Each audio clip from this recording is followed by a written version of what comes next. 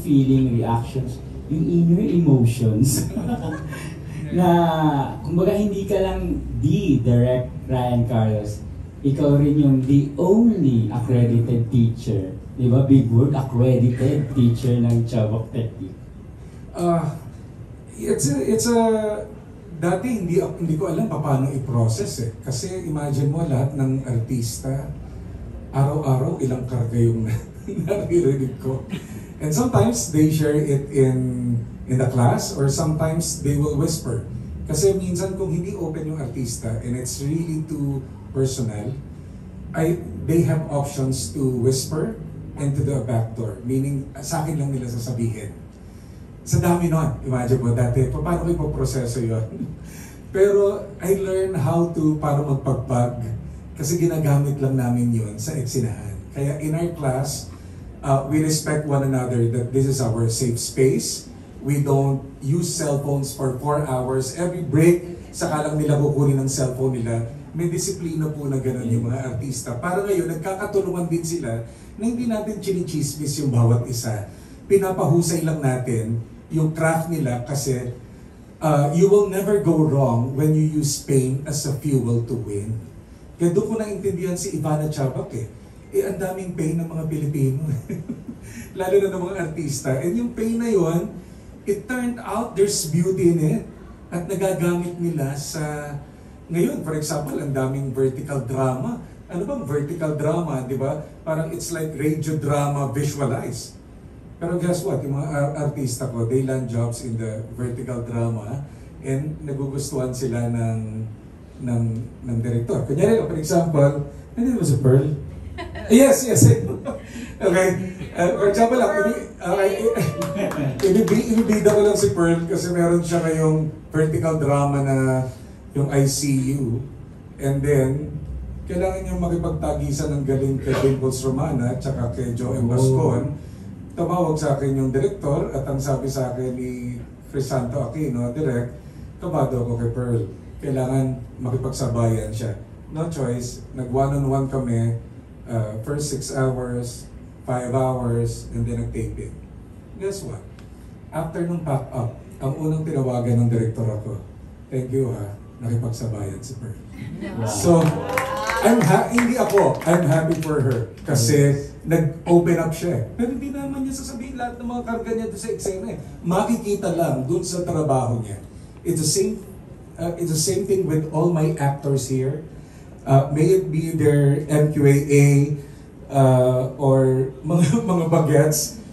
Even sa kanila, may mga, naalala ko may mga, paano po niyo pinapakarga yung mga bata? Kunyari lang, yung eksena, nag-aaway. Minsan sabihin nila sa akin, direct may karga ko. Sino? Yung kaklase ko. Kasi kinuha yung sandwich ko So, ano ginawa mo? Dinilaan ko. Okay, eksena na tayo. Yun, ramdam na. Even ang bagets, kids level. So, hindi ko sila pinipilit. And I don't direct my actors kung paano iaarte. Kasi why? I always tell them, if I will act it in front of you, you will all act like Ryan Carlos and you don't want that. Kailangan manggaling yung choice sa inyo based dun sa pain and understanding ng objective. So, mahirap na madali, but siguro pinaka-reward po sa akin is if I see them that they get to know more better of themselves in the workshop. That's already a success too. When they land jobs and bonus when they win awards. Sa mga nahawakan mo na artista sa iyong workshops, can you name 3 na talagang bumilib ka? Yeah. Okay po. So marami po sila, no? Yes, okay. Pero yung talagang nanggaling sa akin when I started the Chabak Technique is si Christian Bables. Si Christian Bables kasi, sayang ini-invite ko siya kaya nga lang meron siyang ganap yata na yan. Si Christian Bables kasi was my student in scriptwriting in Lasal. Hindi ko mapagsalita yun. Tapos sabi ko lang sa kanya, anak, manood ka kaya ng workshop ko. I have a one-on-one that time with Catherine. Sabi ko, bihira ako nagpapa-audit ng one-on-one. But I feel lang sa ko. Pinangutang niya yung pamasahe niya, pumunta siya sa workshop ko. Tapos after that, nagustuhan niya. Nag-enroll siya sa workshop. Work his way up from introductory advance and masterclass. And after Die Beautiful, then the rest is history. Yeah. For Christian Bables.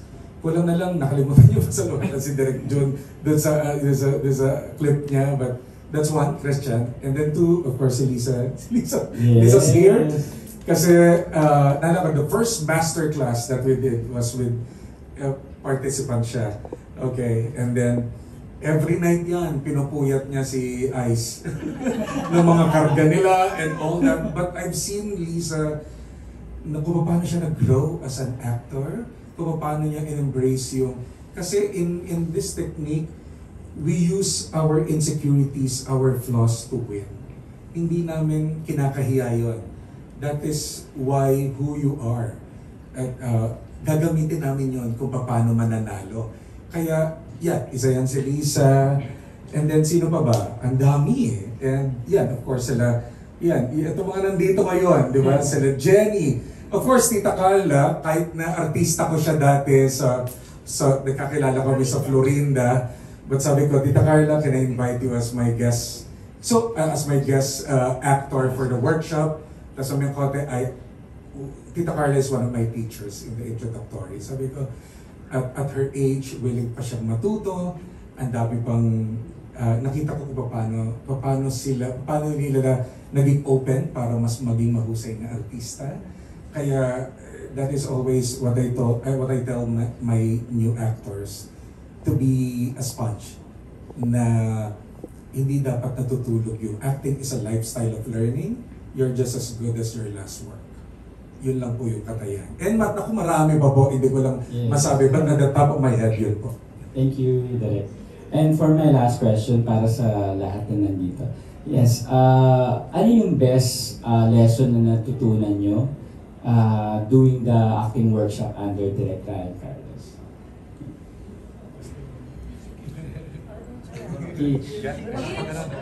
Go, Kate. Ayan, magandang gabi po sa lahat ng press natin.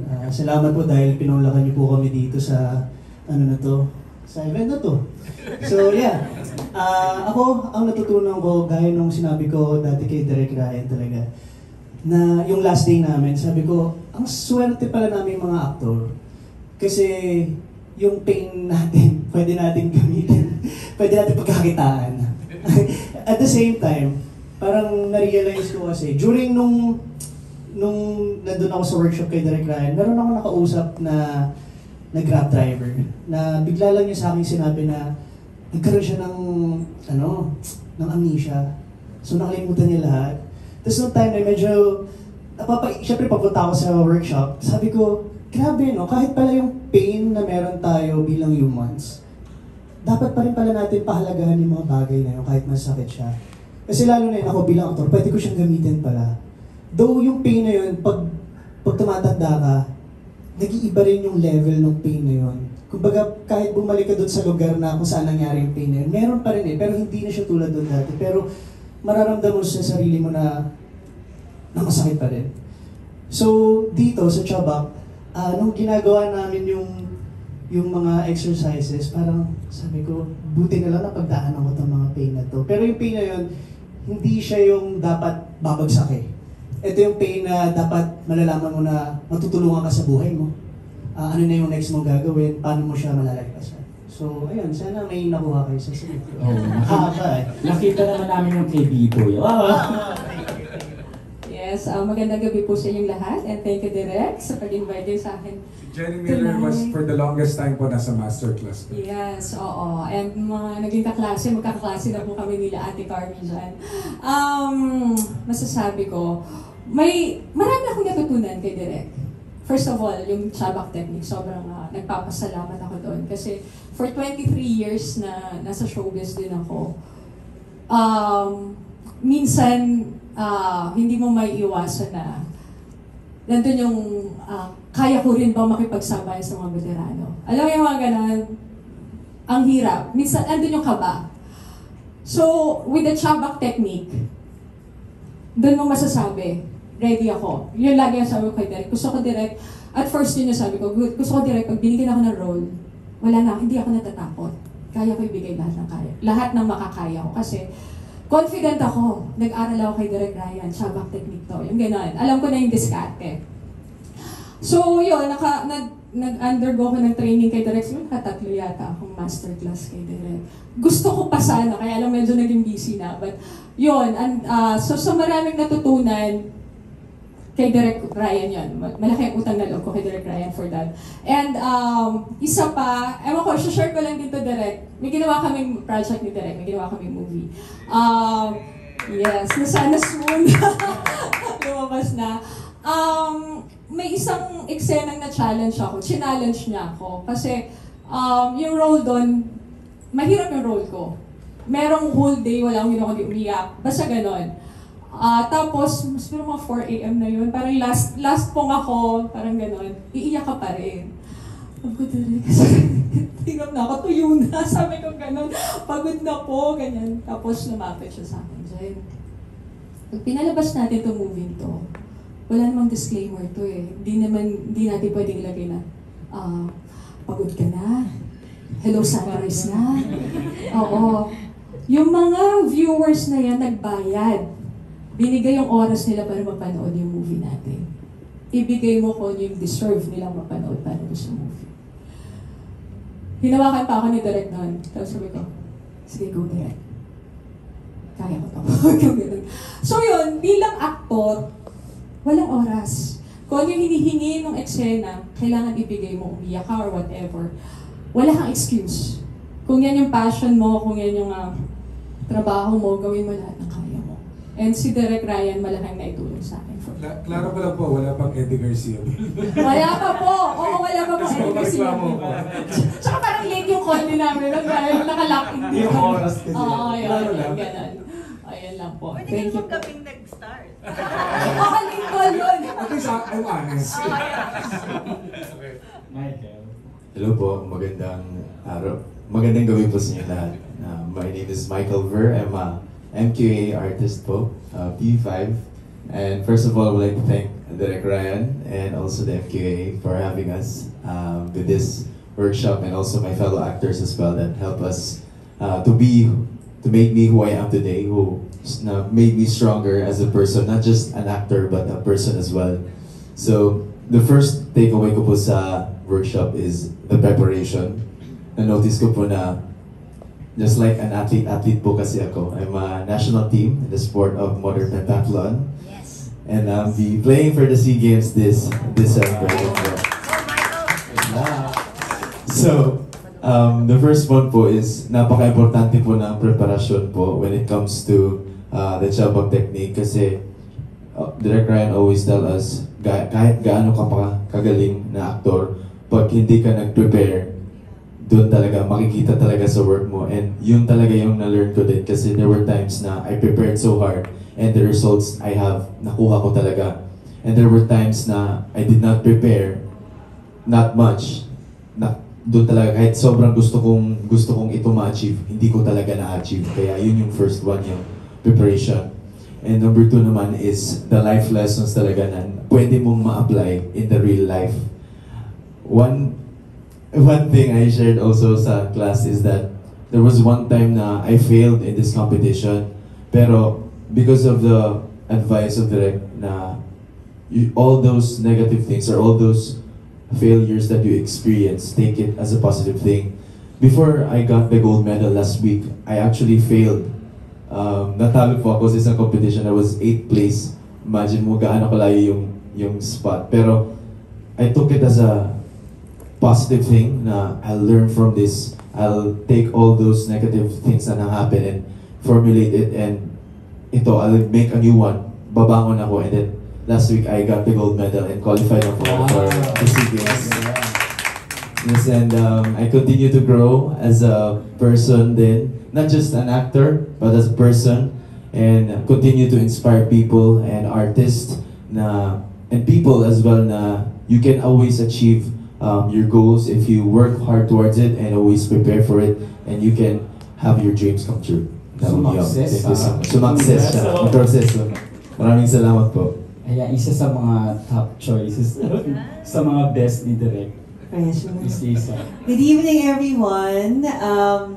it's quite surreal that I'm actually in the lineup of actors kasi, di ba, having played a different role with my previous work with the FDCP, so having the same press con, pero as an actress. So yun, siguro yun yung unang-una kong na-achieve or na-receive every time I participate in Ryan's class. I'm reminded that I am an actress, and I get to embrace the very, very first reason why I am in this industry. I started as an actress, and I worked my way up. And who would have thought that I would actually get to a point where I will be on the other side, you know, providing support for our filmmakers. So, napakalaking bagay sa akin. Every time Direct gives me an opportunity to train, to act, to do workshops, to do a scene, especially during that time na parang hindi ko pwedeng ma-exercise itong craft na to. What does the Chabak technique teach me? Because ako, I've been acting since I was 15 years old. So, I've done Stanislavski, I've done Uta Hagen, nakapag-Meisner na ako. I've also done Strasberg, here and there. These are different kinds of acting techniques that train you as an actor to understand your tool, and yourself is your tool. So, with Chabak, siguro ang pinaka-biggest takeaway ko is, I've become a better human being. Because Chabak challenges you to confront your truth, to be vulnerable. And that's the greatest gift that you can give to an audience. Because a lot of us in life, we live our lives covering up, coping, para mag-survive tayo. But when you are an actor, your main job is to open yourself up and allow people in to see those innermost hurt, trauma that you experience so that you can come up with really truthful and realistic performances. And yes, thanks to the 6 years, I have endured a lot of challenges. Sa bawat pain na nararamdaman ko, lalo na when I was in government position, nako, si Direk talaga, dito mo ilabas yung galit mo dun sa kung kanino man. Nacha-channel mo siya into something that would allow you to understand and have a better perspective. Kasi, for example, for so long, I rarely use my mom. Kasi kahit na napakaganda ng relationship namin ngayon, alam kong yung haba ng taon na we were not together, ang dami mong bubog. At kahit na seemingly parang okay talaga kami, maraming mga hurt na hindi napapag-usapan. But when you do a scene and you use the hottest person, meaning you're my mom, for example, understanding yung objective to get you to love me despite not knowing me as your daughter growing up. Ang sakit nun i-confront. So, imagine you're talking to your mom and you're actually telling her the things that you will never say in real life. Things that you will never allow yourself to because natatakot ka na masaktan, natatakot ka na ma-reject. But in this space, when you're an actor, you're able to say it because you're saying it to another character, pero siya yung nasa utak mo. And that's, after a scene, tao tayo, pinaprocess mo yon as a person now. Nasabi ko yun, nakakagaang siya. I remember one scene, I called my mom right after, and we started talking about something that we have not discussed for a long time. So, if you are embracing this process, and if you really commit to being an actor, yun yung requirement sa ating lahat. And sana mas marami pang mga aktor yung ganon. Kasi karamihan sa mga actors natin, hanggang dito lang. Tama na yan, umatin, umiyak ako, exit. But that's not really what makes an actor. So, thank you, Direk, for always, reminding us that as this is the best instrument that we have, our truth, our pain, and our experience.